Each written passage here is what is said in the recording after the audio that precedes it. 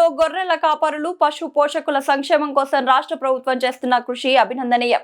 అయితే కేంద్ర ప్రభుత్వం అమలు చేస్తున్న national livestock mission NLM portal మూసివేతతో వేలాది మంది గొర్రెలు మేకల పెంపకదారులు తీవ్ర ఇబ్బందులు ఎదుర్కొంటున్నారు.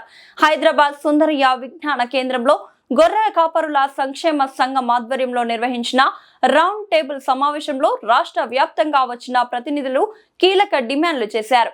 ప్రధాన డిమాండ్లు: నిలిచిపోయిన NLM పోర్టల్ ను వెంటనే పునఃప్రారంభించాలి.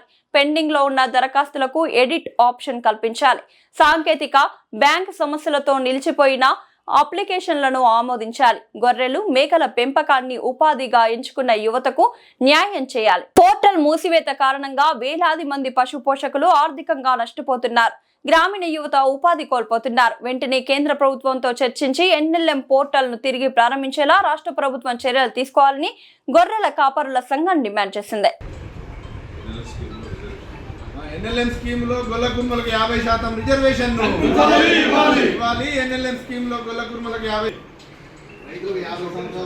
ఓ గొల్ల కుర్మ నాయకుడిగా, ఓ సామాజిక కార్యకర్తగా అడుగుతున్నా, ఓ ప్రియమైన నాయకులారా, ఈ మానవ సమాజము నాగరికంగా మారడానికి, నాగరికత అభివృద్ధి చెందడానికి ప్రధాన కారణమైనటువంటి పశుపోషణ లేదా ఉద్దేశపూర్వకంగానే మీకు ఈ సామాజిక వర్గాల పట్ల ఉన్నటువంటి వివక్షతను. కాబట్టి హైదరాబాద్లో ఖచ్చితంగా వీటికి సమాధానం చెప్పిపోవాలి. మీరు పాడి పంటల పట్ల యాదవ కుర్మ సంఘాలుగా, వృత్తి సంఘాలుగా మేము ఈరోజు పత్రికాముఖంగా కట్టి ముంగట పచ్చిగడ్డ వేస్తే ఎట్లా ఉంటుందో ఇవాళ పశుపాలకుల పట్ల ప్రభుత్వం యొక్క స్కీములు కూడా అట్లే ఉన్నాయి. అంటే ముంగట మాత్రం పచ్చిగడ్డి ఉంటుంది, కానీ మేయడానికి మూతికి మాత్రం. జై తెలంగాణ, జై గొల్ల కుర్మ.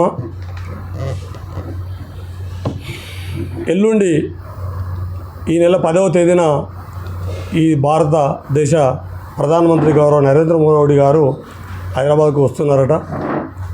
వచ్చే ముందు వాళ్ళ యొక్క వాట్సాప్ యూనివర్సిటీ ద్వారా వందలాది ప్రకటనలు చూస్తూ ఉన్నాం. ఏమనంటే 12 లక్షల కోట్ల రూపాయలు ఈ తెలంగాణ సమాజానికి ఖర్చు పెట్టినట్టు ఇప్పటికే. ఇప్పుడు మరో 14,000 కోట్ల రూపాయలు ఈ తెలంగాణ సమాజంలో లేదా హైదరాబాద్ నగరంలో పలు అభివృద్ధి పథకాలకి శంకుస్థాపనలో, కొబ్బరికాయలు కొట్టడానికో ప్రారంభించడానికో వస్తున్నాడు అని విస్తృతంగా ప్రచారం సామాజిక మాధ్యమాల ద్వారా చూసినాం. మేము ఓ గొర్రెల కాపరి బిడ్డగా, సామాజిక న్యాయాన్ని ఆకాంక్షించే ఒక సామాజిక కార్యకర్తగా నేషనల్ లైవ్ స్టాక్ మిషన్ అనే ఒక స్కీమ్ను ప్రవేశపెట్టారు 2014లో. దీనికి 16,400 కోట్ల రూపాయలు బడ్జెట్ కేటాయింపులు చేశారు. 2014లో ఈ స్కీమ్ను మొదలుపెడితే 2021 వరకు దీనికి అప్లికేషన్ పోర్టలే ఓపెన్ కాలేదు. 2021 నుంచి 2026 దాకా ఇప్పటి వరకు గొర్రెల కాపర్లకి ప్రధానంగా ఖర్చు పెట్టిన పైసలు 500 కోట్లు. అవి కూడా ఇప్పుడు నిరుపయోగంగా ఈ వృత్తికి ఎలాంటి సంబంధం లేని వాళ్ళకి ఖర్చు పెట్టారు. అంటే సంపన్నమైనటువంటి ఓ అదాని కోసమో, ఓ అంబానీ కోసమో, ఓ కార్పొరేట్ కంపెనీల కోసమో లక్షలాది కోట్ల బ్యాంకు రుణాలని ఎగవేసేదానికి పూర్తి స్థాయిలో, ఎగవేతనే కాదు ఈ దేశం విడిచిపెట్టి పారిపోవడానికి కూడా సంపన్నులకి మరింత సంపన్నులు చేయడానికి, దోచుకున్నవాడిని దాచుకోవడానికి, వాడిని దాచిపెట్టడానికి ఈ ప్రధాని పనిచేస్తున్నాడు. కానీ 16,400 కోట్ల రూపాయల రుణాన్ని ప్రకటించి 1% కూడా ఇప్పటి వరకు నిజమైనటువంటి గొర్రెల కాపర్లకి అనాదిగా పురాతన కాలం నుంచి నేటి వరకు ఆ వృత్తి మీద ఆధారపడినటువంటి నిజమైనటువంటి గొర్రెల కాపర్ల కుటుంబాలకి 1% కూడా మేలు జరపలేదు ఇప్పటివరకు.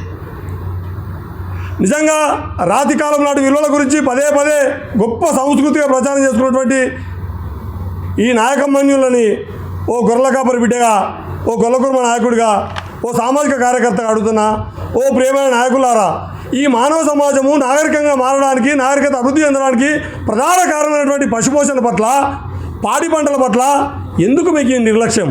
ఇది నిర్లక్ష్యమా లేదా ఉద్దేశపూర్వకంగానే మీకు ఈ సామాజిక వర్గాల పట్ల ఉన్నటువంటి వివక్షతన? కాబట్టి రేపు ఎల్లుండి హైదరాబాద్లో ఖచ్చితంగా వీటికి సమాధానం చెప్పిపోవాలి. మీరు పాడి పంటల పట్ల, పశుపోషణ పట్ల మీ వివక్షతని మేము ఇక్కడ యాదవ కుర్మ సంఘాలుగా, వృత్తి సంఘాలుగా మేము ఈరోజు పత్రికాముఖంగా బహిర్గతం చేస్తూ ఉన్నాం. ఇకనైనా ఒక పశువుకు మూతికి బుట్ట కట్టి ముంగట పచ్చిగడ్డ వేస్తే ఎట్లా ఉంటుందో ఇవాళ పశుపాలకుల పట్ల ప్రభుత్వం యొక్క స్కీములు కూడా అట్లే ఉన్నాయి. అంటే ముంగట మాత్రం పచ్చిగడ్డి ఉంటుంది, కానీ మేయడానికి మూతికి మాత్రం బుట్ట కట్టి ఉంటుంది. ఈ స్కీములు కూడా గట్లే ఉన్నాయి. స్కీము పేరుకు వేల కోట్ల రూపాయలు చాలా బ్రహ్మాండంగా కనబడతాయి. మంచి షుగర్ పూత ఉంటారా, చక్కెర పూతతో కనబడుతుంది, కానీ లోపలంతా విషపూరితంగానే ఉంటుంది. ఆ నిబంధనలు అంత కఠినంగా ఉన్నాయి. కాబట్టి 3 ఏళ్ల కిందనే గొర్రెలకు బర్రెలకు ఈ ఎన్ఎల్ఎం స్కీమ్ నుంచి బయటపడేస్తారు. లేవు, అప్లికేషన్ లేదు 3 ఏళ్ల నుంచి.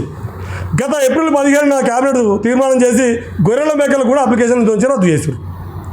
కాబట్టి మేము ఈరోజు సుందరయ్య విజ్ఞాన కేంద్రం షోయబ్ హాల్ నుంచి మేము ఈ రౌండ్ టేబుల్ సమావేశం తీర్మానంగా మేము చెప్తున్న విషయం ఏంటంటే ఎన్ఎల్ఎం స్కీమ్ని తిరిగి పునరుద్ధరించాలి.